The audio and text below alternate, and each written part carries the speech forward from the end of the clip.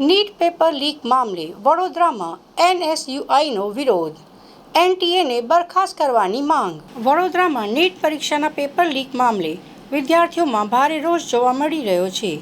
આ મુદ્દે આજે એનએસયુઆઈ દ્વારા જિલ્લા કલેક્ટર કચેરી ખાતે વિરોધ પ્રદર્શન કરી કલેક્ટરને આવેદનપત્ર આપવામાં આવ્યું હતું. વિદ્યાર્થીઓના ભવિષ્ય સાથે ચેડા થવાના આક્ષેપ સાથે એનએસયુઆઈએ દોષીઓ સામે કડક કાર્યવાહી કરવાની માંગ ઉઠાવી છે. 3 મે 2026ના રોજ દેશભરમાં યોજાયેલી નીટ પરીક્ષા બાદ પેપર લીકના આક્ષેપો સામે આવતા વિદ્યાર્થીઓ અને વાલીઓમાં ચિંતા વધી છે. આ મુદ્દે વડોદરા શહેર એનએસયુઆઈના પ્રમુખ અમર વાઘેલા અને ગુજરાત પ્રદેશ એનએસયુઆઈ સેક્રેટરી સુજાન લાડમેરની આગેવાનીમાં કાર્યકરો અને વિદ્યાર્થીઓ કલેક્ટર કચેરીએ પહોંચ્યા હતા. આવેદનપત્રમાં એનએસયુઆઈએ જણાવ્યું હતું કે સરકાર અને પરીક્ષા સંચાલન એજન્સીની બેદરકારીના કારણે દર વર્ષે લાખો વિદ્યાર્થીઓના સપનાઓ પણ પાણી ફરી વળે છે. સંગઠને આક્ષેપ કર્યો કે ભ્રષ્ટાચારના આરોપોનો સામનો કરી રહેલી એનટીએને વારંવાર મહત્વપૂર્ણ પરીક્ષાની જવાબદારી સોંપવાથી વિદ્યાર્થીઓના ભવિષ્ય સાથે ખિલવાડ થઈ રહ્યો છે. એનએસયુઆઈએ કેન્દ્ર સરકાર પાસે એનટીએને તાત્કાલિક બરખાસ્ત કરવાની તેમજ સમગ્ર પેપર લીક કૌભાંડની નિષ્પક્ષ તપાસ કરી દોષીઓને કડક સજા કરવાની માંગ કરી છે.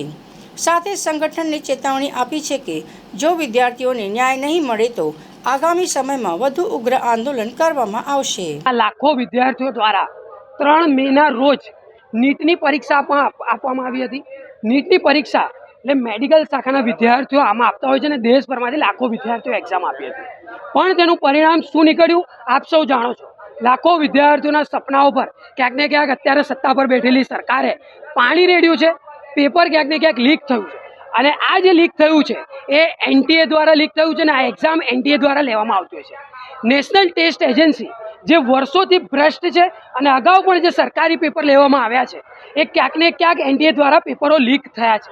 તો પણ સરકારના લાગવગ બેઠેલા સત્તાધીશો ત્યાં એનટીએ સાથે જોડાયેલા છે અને કોઈ પણ પ્રકારનું જે સરકાર છે તેના દ્વારા આ એનટીએ પર કોઈ પણ એક્શન લેવામાં નથી આવતું. લાખો વિદ્યાર્થીઓના ભવિષ્ય ખાડે ગયા છે.